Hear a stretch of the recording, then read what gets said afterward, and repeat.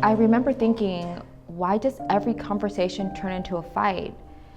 I felt like I was talking, but not being heard. And I thought I was listening, but I was just preparing a response. I was trying to defend myself by staying quiet, staying calm, staying distant. The distance hurt more than the arguments. And the emotions felt overwhelming. I didn't know how to defend myself without shutting down.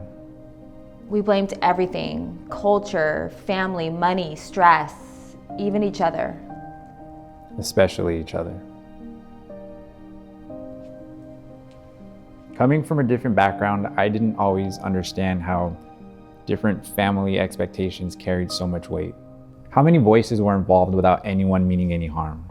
And I didn't realize how alone you felt, navigating culture, family, faith, all at the same time. There were moments I felt like I was still failing, even though I was doing everything that I could. I felt torn between honoring where I came from and protecting what we were building at home. When we came to Lamps of Light, we weren't looking for someone to take sides. We needed help understanding patterns. And why the small things were escalating so fast. Why conversations slipped into criticism or defensiveness, or even silence that lasted for days.